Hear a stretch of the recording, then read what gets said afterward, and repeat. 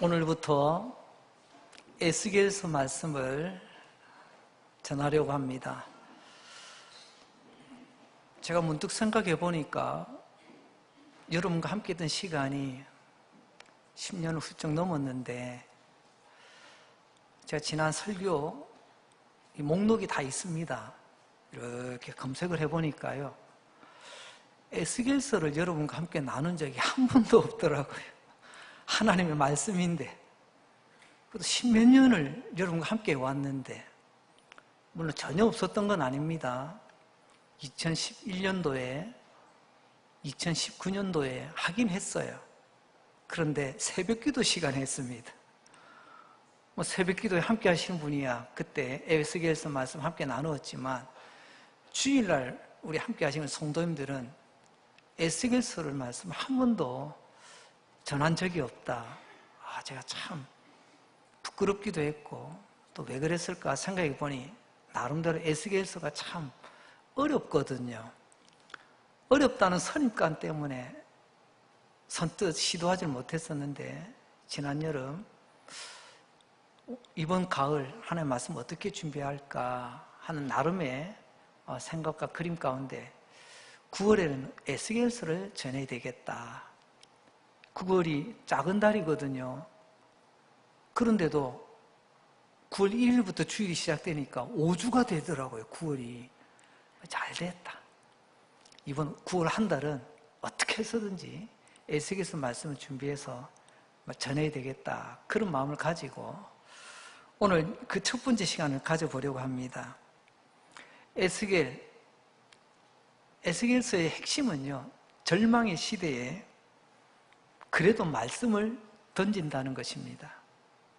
오늘 말씀의 제목은 하나님이 보여주신 텔레비전, 이렇게 정해보았습니다. 그 이유는 나중에 설명을 드리겠습니다. 누군가는 에스겔을 농부에 비유합니다. 아니, 에스겔이 농부였어? 곡괭이 들고 땅 파는 농부가 아니고요, 절망의 시대는 싹이 안 나고 또 열매를 기대할 수 없다는 것을 잘 압니다. 하지만 이 절망의 시대에도 묵묵히 말씀의 씨를 뿌리는 선지자, 그가 에스겔이더라는 것입니다. 에스겔이 처해있던 그 시대, 에스겔의 그때 현실은 바벨론 포로 생활입니다. 바벨론이 크게는 3차에 걸쳐서 침공하는데, 2차 침공 때 에스겔이 선지자인데 포로로 끌려갑니다. 그러니까 이 에스겔이 살아가던 그때 그 현실이 얼마나 힘들고 암담하고 절망스러웠을까, 아마 간단히 전할 수 있을 것 같습니다. 사실 에스겔은 제사장의 아들입니다. 과거에는 대부분 부모님의 일이 자녀에게 이어지는 것이 보통입니다. 이스라엘 사회에서 아버지가 제사장이었다. 그럼 제사장은 이스라엘의 신앙 지도자잖아요. 어릴 적부터 아버지의 모습을 보며 자랐던 에스겔, 흔히 말하는 엘리트 코스 밟은 제사장입니다. 그런데 여러분, 그 에스겔, 그가 오늘 현실은 너무나도 힘들고 무겁고 암담하기 그지없습니다. 한 치 앞을 내다볼 수가 없습니다. 하지만 그럼에도 불구하고 에스겔은 나는 제사장이요, 제사장이기에 하나님의 말씀을 전할 수밖에 없다. 그래서 에스겔은 하나님의 말씀을 던집니다. 그래서 에스겔을 농부라고 비유를 하는 것입니다. 절망 속에서도 희망이 싹 틀 수 있도록, 여러분, 아무리 희망을 원해도 씨 뿌리지 않는데 싹을 기다릴 수 있을까요? 그래서 이것이 에스겔서, 이번 우리 9월 한 달간 살펴볼 에스겔 전체의 대주제입니다. 절망 속에서 듣는 하나님의 말씀, 절망 속에 뿌려진 하나님의 말씀. 그러니까 에스겔은 무너져가는 나라에 돈을 왕창 풀어서 뿌린 것이 아니라 말씀의 씨를 뿌린 것입니다. 왜냐고요? 말씀만이 절망의 시대에 희망을 기대할 수 있는, 싹트게 하는 유일한 씨앗이기 때문에 그렇습니다. 제일 먼저 에스겔이 던지는 하나님의 말씀 씨앗이 오늘 1장입니다. 오늘 본문은 짧게 정했습니다만은 사실은 1장 1절부터 마지막 28절까지 내용을 담고 있습니다. 꽤 긴 말씀인데 이것은 나누어서 전할까 하다가 어떻게든 오늘 이 짧은 시간에 에스겔서 1장을 여러분들에게 가장 핵심되는 내용들을 중심으로 해서 전하고자 합니다. 1상, 에스겔서는 전체적으로 환상입니다. 성경에는 이상이라고도 표현합니다.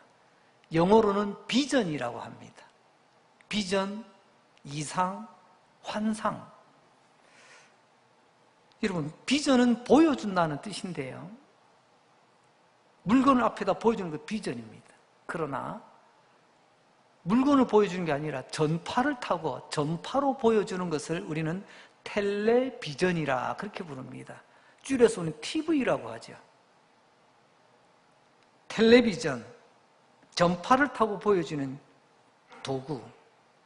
오늘 하나님께서는요, 전파가 아니라 성령을 통하여 우리에게 하나님께서 보여주십니다. 굳이 이름을 바꾸자면 삼성 LG TV가 아니고요, 성령 TV, 성령 텔레비전입니다. 성령 비전. 제일 먼저 보여주시는 오늘 장면이 뭘까요? 1절 하반절입니다.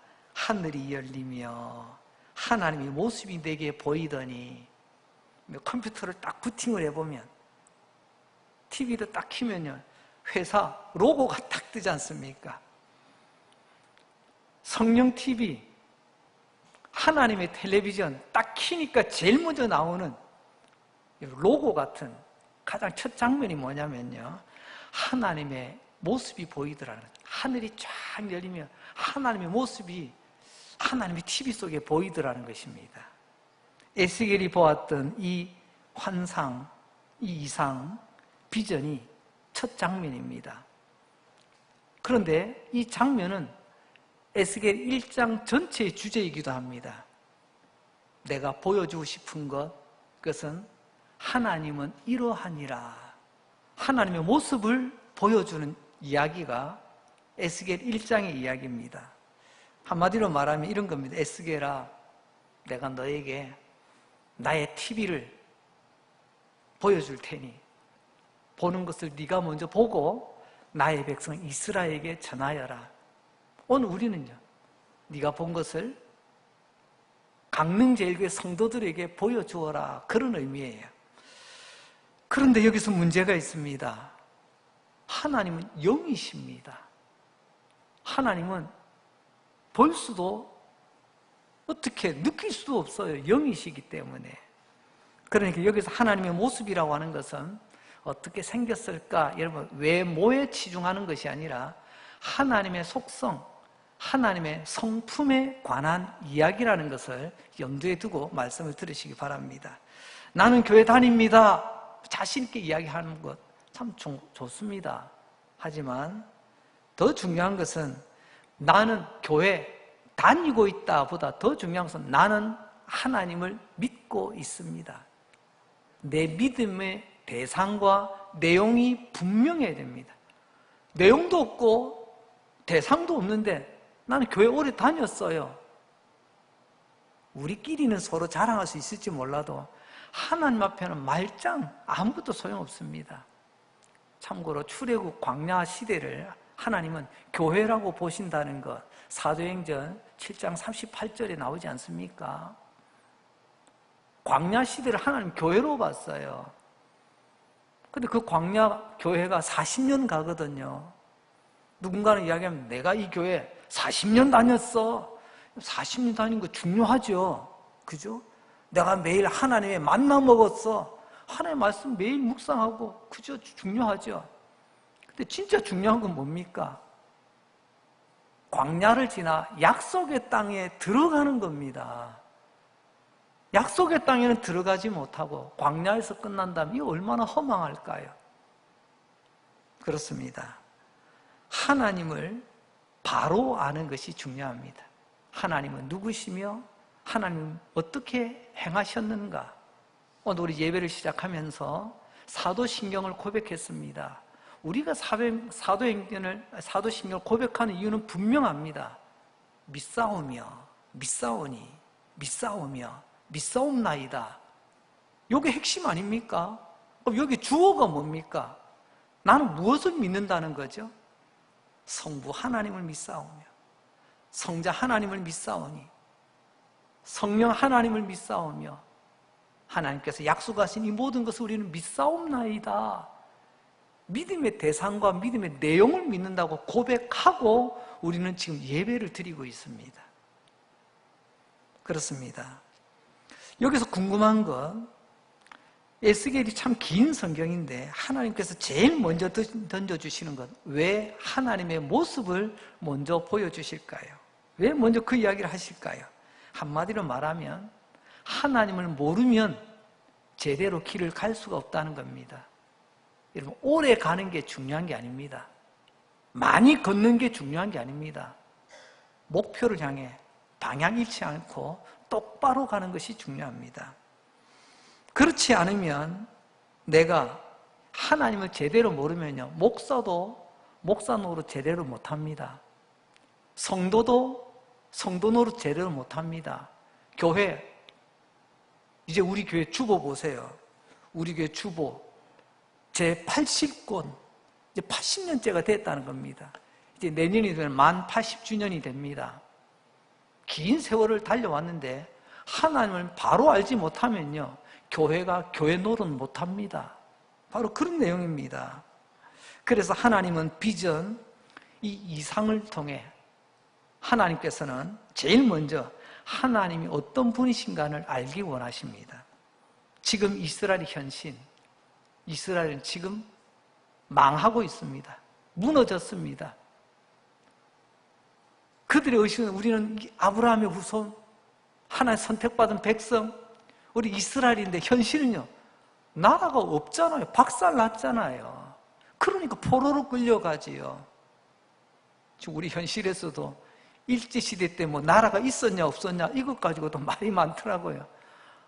우리가 마음은 우리가 한민족으로 자존심이 있죠. 하지만 현실은요, 외국에 나가면 여러분 찍혀있는 게 나라 없는 백성인데 지금 우리 이때를 돌아보세요.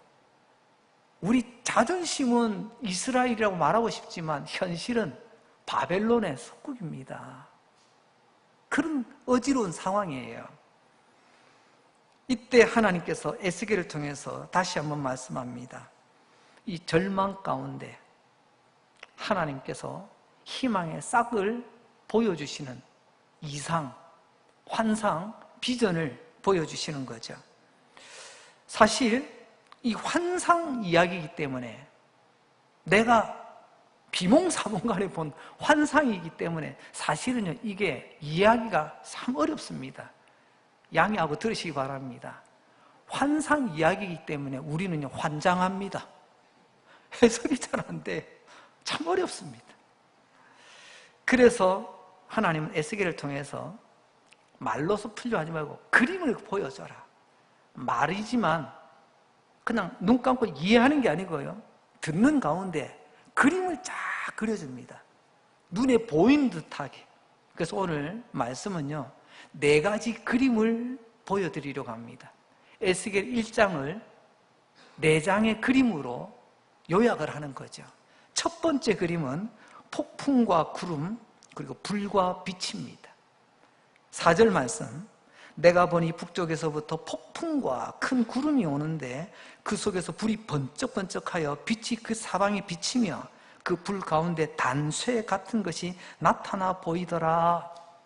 하나님의 모습, 첫째는요, 폭풍과 큰 구름으로 우리에게 설명을 하십니다.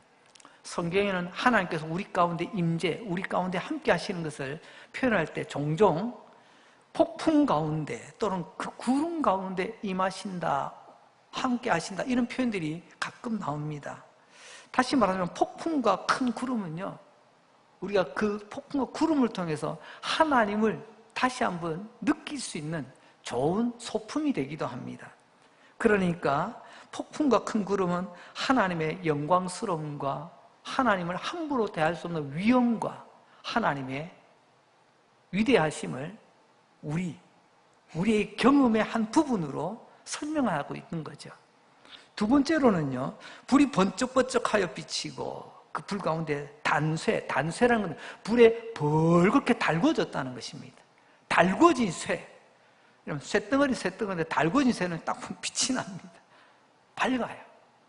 다시 말하면 온 사방에 빛이 비치고 있더라. 이 빛이 비춰지고 있다. 이것은 곧 빛이 비춰지는 것이 곧 하나님의 영광이 비춰지는 것으로 우리가 충분히 그려볼 수 있다는 것입니다.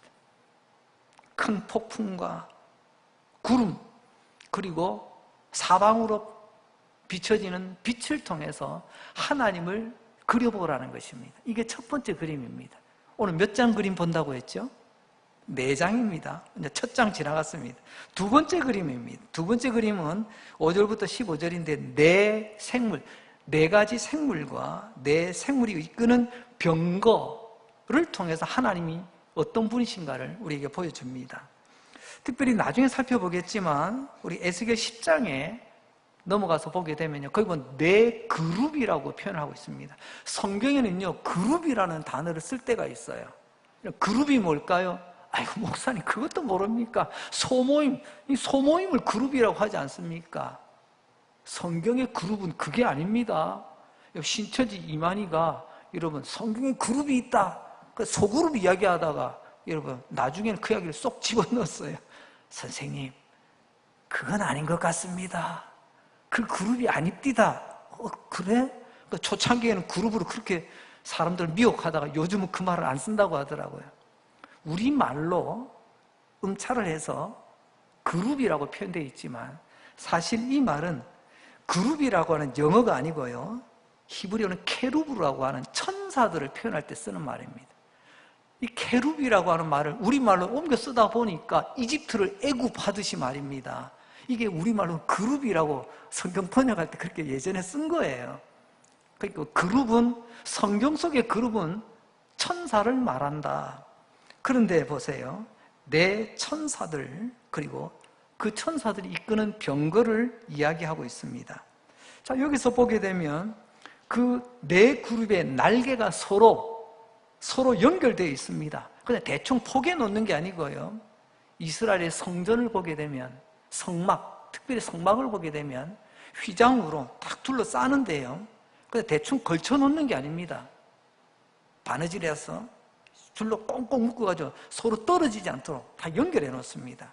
그런 의미에서 천사가 날개로 서로 연결되어 있는데, 그 연결되어 있는 것을 마치 이 대랑이, 이게 강대상이거든요. 지금 여기가 지금 밑에 보면 지금 기둥이 있고 받침대가 있고 그 위에 좀 판이 있지 않습니까? 그 위에 지금 성경도 얹었고, 제가 또 설교할 수 있는 또 태블릿도 올려놓고 지금 이렇게 지금 설교를 하고 있습니다. 천사가 날개를 펴서 서로 연결하여 밑에 대를 만들고 그 위에 보좌가 얹혀져 있더라. 이런 그림을 그리도록 하나님께서는 하나님의 TV로 환상 가운데 에스겔에게 지금 보여주고 있다는 것입니다. 다시 말하자면 여러분, 이건 무엇을 말할까요? 그것은 곧 하나님께서 그 천사들의 수종, 받드심, 그 천사들이 받들어 하나님께서 온 세상을 다스리신다, 그런 의미를 담고 있는데, 시편 18편 10절에 보게 되면 시편에서도 이런 표현이 나옵니다. 그룹을 타고 다니시오. 여기도 또 그룹이 나오잖아요. 우린 그룹이라 읽고 뭐라고 이해한다고요? 천사들이다. 그룹을 타고 다니신다. 즉 천사들이 하나님과 함께, 여러분, 하나님께서 가시는데 그들은 상상했습니다. 옛 우리 믿음의 선조들은요, 천사들이 하나님을 수종들어 하나님 가는 곳마다 이렇게 함께 다닌다. 하나님께서 이 천사들 그룹을 타고 온 세상에 다닌다. 이건 여행 다니는 게 아니고 온 세상을 통치하신다, 그런 의미예요. 다시 한번 에스겔이 하나님의 TV에서 그 네 생물을 보고 이렇게 설명하고 있습니다. 이제 10절로 가서 보게 되면 그 얼굴의 모양이 나옵니다. 넷의 아픈 사람의 얼굴, 넷의 오른쪽은 사자의 얼굴, 넷의 왼쪽은 소의 얼굴, 넷의 뒤는 독수리의 얼굴이더라. 이것을 잠시 설명하자면 이 네 생물에 각각의 얼굴이 있는데 네 가지가 있더라는 것입니다. 10절에 보면 생물이 4개 있는데 그 네 생물이 각각 얼굴이 4개더라. 그러니까 얼굴 6개가 하나님의 보좌를 바치고 있다. 우리 그냥 상상만 해보실 뿐입니다. 사면에 각각 얼굴이 4개씩 있는데 하나님은 그 얼굴이 있다는 것은요, 얼굴은 그냥 눈 감고 있는 게 아닙니다. 얼굴이 있다는 것은요, 눈이 있고 눈은 앞을 보고 있는 것입니다. 즉 사방을 돌아보고 있는 것입니다. 이쪽도 보고 이쪽도 보고 이쪽도 보고 저쪽 온 세상을 하나님께서 보고 계신다. 그런 의미를 담고 있는 거겠죠. 그리고 또 하나 있습니다. 하나님께서 보시는데요, 여러분, 제가 이렇게 있습니다만 저의 앞면과 뒷면은 어딜까요? 저의 앞면은 제 얼굴이 있는 쪽이 앞면입니다. 제 뒤통수는요, 이건 제 앞쪽이 아니에요. 왜냐하면 제 얼굴에 눈이 있기 때문에 그렇습니다. 눈이 있는 쪽이 앞쪽입니다. 그렇지 않겠습니까? 하나님께서 온 사방으로 세상을 바라보시는 하나님께서는요, 앞만 있습니다. 앞만 보십니다. 앞으로만 가십니다. 하나님은 뒤가 없으신 분이세요. 앞으로만 보시는 분이세요. 자, 이것을 이렇게 한번 생각해 봅니다. 또한 하나님의 시간은 그렇기 때문에 항상 현재와 미래로만 향해 있습니다. 하나님께서는요, 앞을 보고 오늘 우리 앞을 내다보시고 달려가시는 하나님, 이런 놀라운 진리를 말씀하시면서 또한 두 번째로는 하나님께서는 모든 피조물들을 다스리고 계신다. 즉 다시 말하면 피조물은 하나님의 다스림, 통치의 도구이시다라는 말씀이에요. 하나님의 영광을 위해서 우리가 쓰임받는 것 얼마나 멋진 일입니까? 그래서 우리 교회 올해 표도 하나님, 그냥 우두커니 가만히 있다가 녹슬 없어지는 그런 삶이 아니라 하나님께 쓰임받는 도구가 되어 하나님의 손에 쓰임받아 닳아 없어지고 싶습니다. 오죽하면 우리가 이런 표까지 정했습니까? 이 구절에 대해서 유대의 유명한 랍비는 이런 설명을 하고 있는데 제가 한번 인용을 해보려고 합니다. 내 얼굴의 모양이 사람, 사자, 소, 그리고 독수리의 모습인데요, 이 모양들이 가만히 보면요, 사람은 모든 피조물의 으뜸입니다. 하나님께서는 온 천지 만물을 다 만드시고 그 피조물을 다스리라고, 관리하라고 하나님께서 사람을 만드셨잖아요. 즉 사람은 모든 피조물의 으뜸입니다. 또한 그 다음 사자를 봅니다. 사자는 모든 짐승들 중에서 들짐승, 맹수 중에 으뜸입니다. 여러분, 밀림의 왕, 동물들의 왕은 사자입니다. 그 다음 소는요, 흔히 말하는 우리 가축 가운데 으뜸을 소라고 비유하기도 하죠. 독수리는요, 날아가는 새들 중에 으뜸을 독수리라고 표현해 볼 수 있습니다. 그럼 이걸 좀 묶어보면 어떨까요? 사람이든 사자든 소든 독수리든 모두 피조물인데 모든 피조물의 대표들만 이렇게 뽑아놓은 거예요. 그럼 모든 피조물들이 위로 보좌를 떠받들고 있는 겁니다. 한마디로 말하면 이 모든 피조물들이 하나님께 쓰임을 받고 있다. 반대로 말하자면 하나님께서는 모든 피조물들을 도구로 쓰신다, 사용하신다, 이런 말씀이겠죠. 자, 여기서 하나님께서 왜 이런 말씀하실까요? 하나님이 하시고자 하는 말씀의 핵심, 메시지의 내용이 뭘까요? 보아라, 모든 피조물들은 창조주 하나님을 이렇게 떠받들며 쓰임받고 있는데, 나의 다스림을 받고 있는데, 내가 구원한 나의 백성 이스라엘, 나의 백성은 지금 어떠하고 있냐? 나를 받들고 있냐? 나에게 지금 쓰임을 받고 있냐? 지금 그것을 하나님께서 우리에게 던지시고 계시는 겁니다. 그리고 더 나아가서는요, 이 네 그룹은 하나님 앞에 철저하게 복종합니다. 그리고 신속하게 복종합니다. 12절 말씀을 볼까요? 영이 어떤 쪽으로 가면 그 생물들도 그대로 가되 돌이키지 아니하고 일제히 앞으로 곧게 행하더라. 아무리 영적인 존재요, 하나님께 쓰임받는다 할지라도 영이 가는 대로, 그래서 영이라는 하나님께서 가시는 대로, 하나님의 영이 가는 대로 내 생물이 가는 겁니다. 지체하지 않아요. 우리는 종종 이런 표현을 씁니다. 믿음이라는 말을 쓸 때 우리가 믿음 안 돼. 믿음이라는 포장지를 딱 뜯어내면 안에 알맹이가 뭐가 있는 줄 아세요? 거기는 하나님의 말씀, 하나님의 약속이 있는데 그 말씀에는 우리의 반응이 나와요. 어떻게 해요? 즉시, 기쁘게, 온전히, 끝까지 하나님의 말씀에 대한 반응이 있는 것을 우리는 믿음이라고 하는 거예요. 오늘 이 천사들을 보세요. 이 피조물들을 보세요. 어떻게 한다고요? 조금 전에 보았습니다. 여러분, 영이 어떤 쪽으로 가면 그 생물들도 그대로 가더라. 하나님이 가자면 가는 거예요. 하나님, 제 생각에는요, 그건 하나님 생각이고요. 이런 게 통하지 않습니다. 하나님이 가는 대로 그들은 가는 거예요. 이게 바로 철저한 복종이라는 거죠. 우리는 즉시 순종이라고도 표현합니다. 그리고 두 번째로 14절에 보게 되면 그 생물들은 번개 모양같이 왕래하더라. 왕래가 뭐예요? 가기도 하고 오기도 하더라는 거예요. 왔다 갔다 하는 거예요. 부지런한 겁니다. 그런데 어떻게 했다? 번개 모양같이.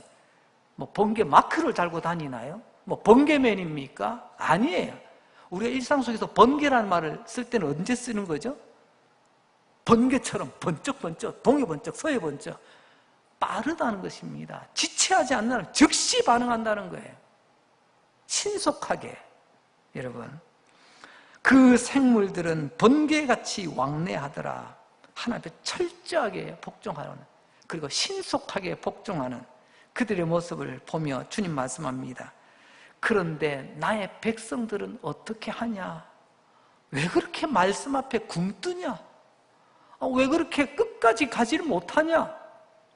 하나님 지금 그걸 안타까이 여기시며 우리에게 말씀하시는 겁니다. 이제 세 번째 그림 넘어갑니다. 이제 세 번째 그림. 그것은 바로 바퀴 그림입니다. 15절부터 20절을 보면 나오는데요. 특별히 15절에 보게 되면 내가 그 생물들을 보니 그 생물들 곁에 있는 땅 위에는 바퀴가 있더라. 그 생물들이 이 피조 세계에 땅 위에 발을 대고 있는데 바퀴가 있더라는 거예요. 그리고 16절에 보면 그 넷은 똑같은 모양을 가지고 있는데 그들의 모양과 구조는 바퀴 안에 바퀴가 있는 것 같더라. 여기 보면 바퀴의 모양과 구조가 나옵니다. 근데 아주 독특해요. 인류사를 연구하는 분은 그럽니다. 인류의 위대한 발명품 중에 바퀴를 빼놓을 수가 없다. 뭐 불도 있지만 바퀴를 발명함으로 인간은 비약적으로 생산성이 높아졌다. 뭐 이런 표현을 하기도 합니다. 그런데 에스겔이 하나님의 TV를 통해서 보여주는 것은요, 그 바퀴가 어떤 걸까? 이런 바퀴는 굴러가는 것입니다. 어디론가 이동하는 수단이에요. 그래서 오늘 이 바퀴는 다시 보면요, 어디든지 굴러가는 것입니다. 어디든지 달려가는 것입니다. 다시 말하면 하나님의 수레바퀴, 하나님의 전차바퀴, 그 위에 보좌가 있고 거기에 하나님께서 함께 하신다는 거예요. 하나님 어디든지 달려가신다는 말씀이다. 그렇게 우리가 보면 좋을 것 같습니다. 그런데 그 바퀴 안에 바퀴가 있답니다. 저는 이것을 보면서 버뜩 떠오른 게 있습니다. 에스겔은 몰랐을 거예요. 아까 말씀드렸죠. 하나님이 영이시기 때문에 우리가 형상화할 수는 없지만 충분히 하나님 이런 분 아니시고 우리 한 마음을 한번 그려볼 수는 있잖아요. 그런데 그 옛날에는요, 바퀴 안에 바퀴 의미가 없습니다. 도대체 이게 뭔지. 저는 생각해 보니까 여러분, 불도저 아시죠? 탱크 아시죠? 공통점은요, 바퀴가 큰 바퀴 안에 작은 바퀴들이 있는 겁니다. 왜 그런 줄 아세요? 작은 우리 둥근 바퀴는요, 막 굴러다니지만 울퉁불퉁 패이고 이러면 포장 안 되고 험한 길은 못 가요. 여러분, 아무리 좋은 차 있으면 뭐합니까? 포장 안 된 길 제대로 못 갑니다. 억지로 가면 망가져요. 그런데 여러분, 덤프 트럭, 죄송합니다. 아까 뭐라고 했죠?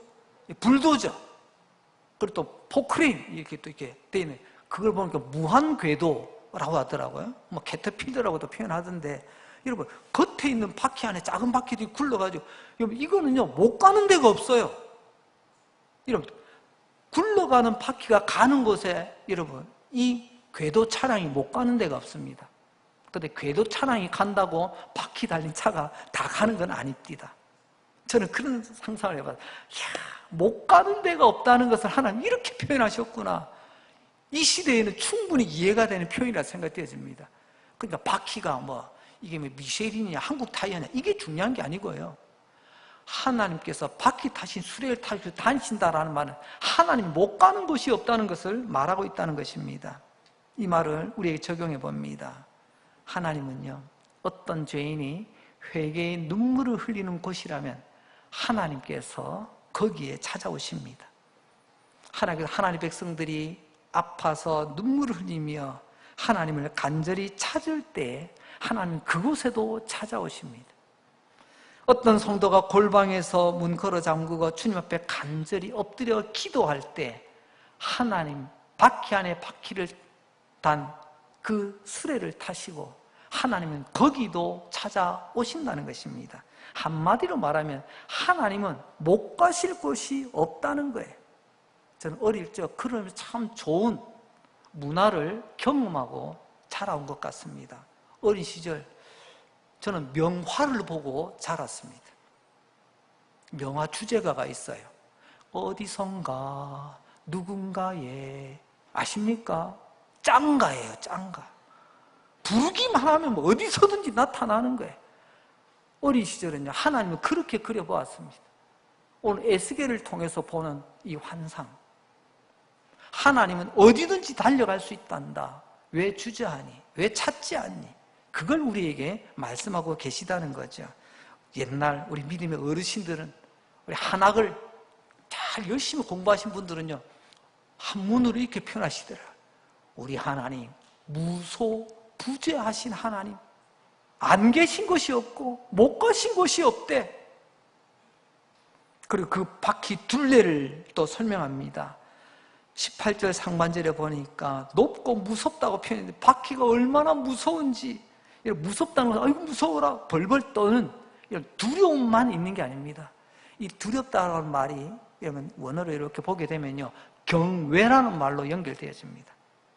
함부로 대할 수 없는, 그냥 무서워서 그냥 혐오스러운 그런 무서움이 아니고요, 하나님 너무나 위대하고 너무나도 위대하신데 내가 함부로 할 수 없는 그런 무게를 느낀다는 겁니다.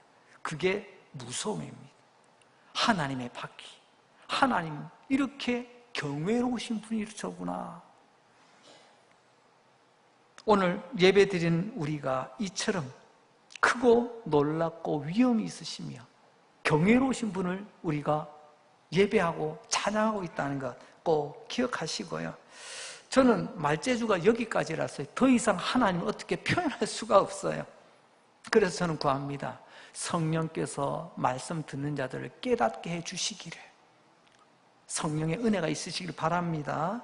그리고 두 번째 보니까 그 바퀴 둘레를 돌아가면서 눈이 가득 박혔답니다. 요즘도 차를 운전하다 보면요, 이 박스 트럭이라고 하죠. 트럭 뒤보면 눈알이 두 개 박힌 차들이 가끔 있어요. 빼꼼 저를 보고 있습니다.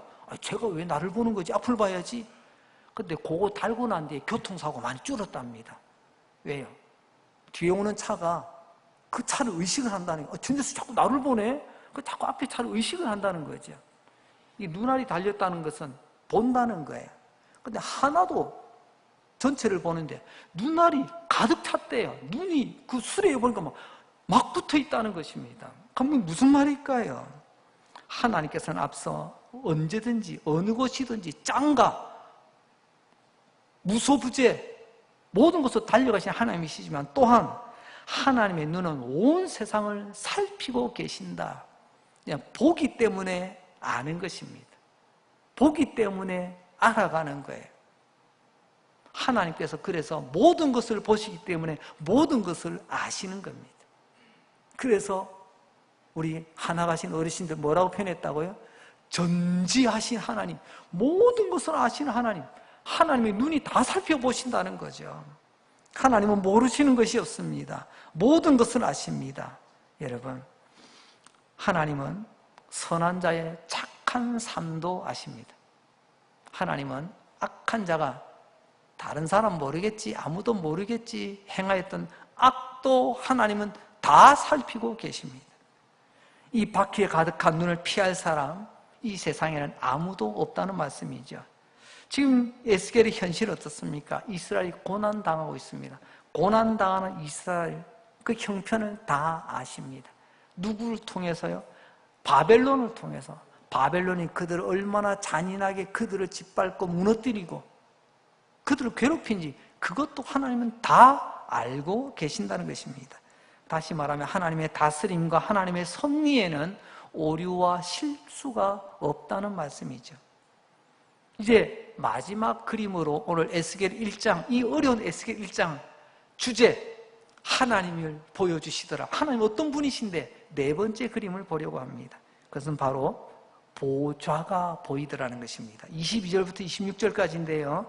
22절 봅니다. 그 생물의 머리 위에는 수정 같은 궁창의 형상이 있어 보기에 두려운데 그들의 머리 위에 펼쳐 있더라. 마지막 장면은 하나님을 태운 그 마차를 끄는 그 네 생물 머리 위에 궁창이 펼쳐져 있다라고 말합니다. 궁창이란 말이 처음으로 나오는 데가 창세기 1장 6절인 것 아시지요? 근데 거기 보게 되면 이 궁창은요, 하나님이 만드신 피조물 중에서 제일 높은 데에 있는, 제일 높은 데에 만들어진 것이 궁창입니다. 그냥 나머지 피조물들은 이 궁창 아래 다 있어요. 궁창 아래. 그 밑에 새도 있고, 그 밑에 땅이 있고, 그 밑에 물이 있고. 그러니까 궁창은요, 하나님의 피조 세계 아래에 있는 모든 것을 다 감싸고 있습니다.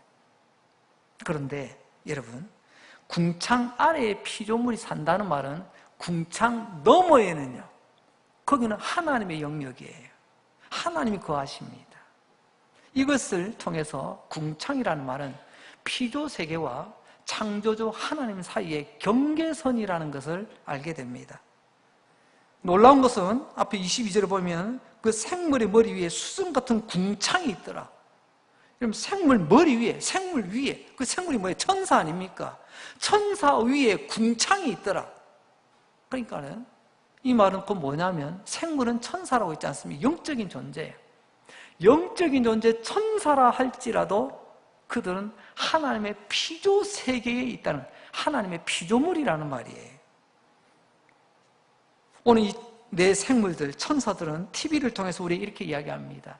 여러분들, 강릉제교 예배자 여러분, 나도 역시 궁창 아래에 있는 피조물일 뿐입니다. 나도 영광의 하나님, 창조자 하나님을 섬겨야 될 피조물 뿐이랍니다. 나 그렇게 영광스럽게 보지 마세요. 여러분, 천사에게 하나님께 돌려야 될 영광 빼앗기지 마시기 바랍니다. 그런데 에스겔이 그 궁창을 보고 있을 때 궁창 위에서 음성이 들렸다라고 표현하네요. 이런 궁창 아래 세상의 소리입니다. 궁창 위에서는요, 하나님의 소리입니다. 에스겔 1장 26절에 보게 되면 그 머리 위에 궁창 위에 보좌의 형상이 있더라. 정리하자면 이겁니다. 26절을 통해서 내 생물 머리 위에 궁창이 있는데 역시 그 궁창 아래까지는 피조물의 세계, 근데 그 궁창 위에 보좌, 영적으로 최고의 위치, 궁창 너머 그 위에 하나님의 보좌가 있더라라는 말. 정리하면 이겁니다. 이 세상은 궁창 아래에 있습니다. 근데 궁창 위에 보니 보좌가 얹혀져 있습니다. 그 보좌에 하나님이 계시더라. 하나님의 TV, 성령 TV를 통해서 하나님 이걸 한번 그려보라고 말합니다. 온 세계 피조물, 그 피조물 위에 계신, 보좌 위에 앉아 계신 하나님. 즉 다시 말하면 이건 뭐죠? 하나님이 가장 높으시고 존귀한 분이시라는 것을 말씀하고 계십니다. 말씀을 마무리하려고 합니다. 에스겔은 이제 마지막으로 그 보좌를 이렇게 설명하며 마무리합니다. 28절을 보게 되면 마지막 절이죠. 그 사방 광채의 모양은 비 오는 날 구름이 있는 무지개 같으니 이는 여호와의 영광의 형상의 모양이라. 내가 보고 엎드려 말씀하신 이의 음성을 들으니라. 제일 높은 곳에 하나님의 보좌가 있고 그곳에 하나님의 영광의 모습이 보여집니다.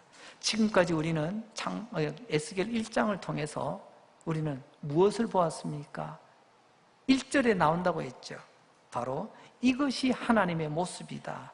하나님의 모습이 어떤 분이신데요?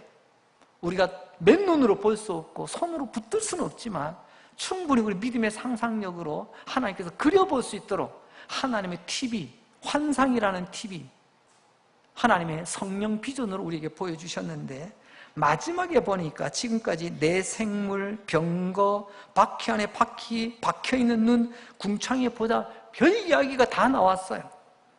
그런데 마지막 모습을 보세요. 처음에는 하나님의 모습으로 시작해서 마지막은 하나님의 영광으로 마무리를 하고 있습니다. 다시 말하자면 우리가 믿고 예배하는 하나님은 크고 높고 위대하실 뿐만 아니라 하나님은 영광 그 자체라는 분이세요. 영광의 하나님 앞에 우리는 영광스러운 예배를 드리고 있는 것입니다. 그리고 이 영광의 하나님을 경험한, 하나님의 영광을 몸소 경험한 그 에스겔, 마지막 어떤 반응으로 이어질까요? 다시 한번 28절 하반절을 봅니다. 내가 보고 지금까지 하나님께서 틀어주신 하나님의 TV 시청했던 에스겔이 보고 난 뒤에 에스겔의 반응, 내가 보고 엎드려 말씀하신 이의 음성을 들으니라. 여러분, 여기서 엎드려졌다는 말은 직역을 하자면 넘어졌다는 건데 이 말은 이겁니다. 하나님의 그 영광스러운 장면을 보고 충격을 먹어서 갑자기 다리에 힘이 풀려가지고 에스겔이 그냥 털썩 주저앉아 엎드러졌다는 것입니다. 내가 엎드리고 싶어서 엎드린 게 아니고요.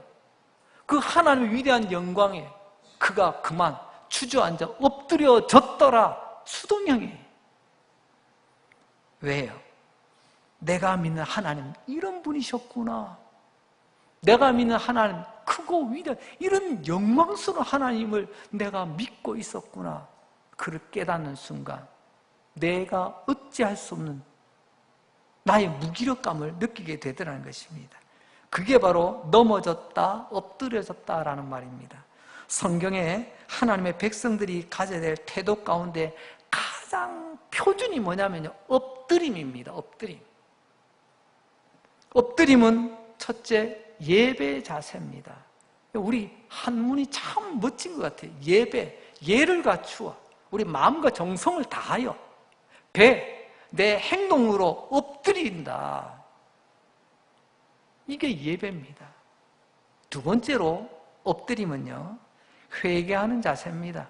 그냥 회개하는데, 사과하는데, 그래, 내 잘못했어요. 고개 빳빳이 들고 있는 사람이 있으면 그건 사과가 아닙니다. 싸우자는 거지. 진짜 사과하고 진짜 회개하면요, 엎드리는 자세를 취하는 거예요. 고개를 엎드리든지 무릎을 꿇든지 납작 엎드리든지. 그래서 성도는 엎드려야 되는 거예요. 그리고 엎드리면 하나님의 은혜를 구하는 자세입니다. 뭐 주시면 좋고요, 안 주시면 그만, 이게 아니고요. 하나님, 나 은혜 아니면 못 살아요. 하나님, 나 딱 엎드려 간절히 구하는 자세. 그리고 엎드리면 항복의 자세입니다. 하나님과 싸워 이기려고 하는 게 아니고 나 하나님 항복입니다. 이게 엎드림이에요. 은혜 받으면 엎드리게 됩니다. 오늘 에스겔 보세요. 하나님 TV 보고 은혜 받잖아요. 은혜 받는 게 뭐예요? 하나님의 영광을 몸속 경험하잖아요. 은혜 받으니 저절로 그는 엎드리더라는 거예요. 오늘 우리는 어떻습니까? 내가 은혜 받으면 하나님께 엎드리게 되어 있습니다. 첫째가 예배예요. 예배가 엎드림이라고 했잖아요. 그래서 우리는 예배를 함부로 대하지 않습니다. 그래서 예배를 존중하는 사람을 교회는 존중해 줘야 됩니다. 두 번째는요, 예배는 회개라고 했잖아요. 회개 아니면요, 하나님 앞에 설 수가 없어요. 그래서 우리는 엎드리는 겁니다. 예배는요, 엎드림이고, 회개가 엎드림이고, 또 엎드림은 은혜를 구하는 자세요, 항복하는 자세라고 했지 않습니까?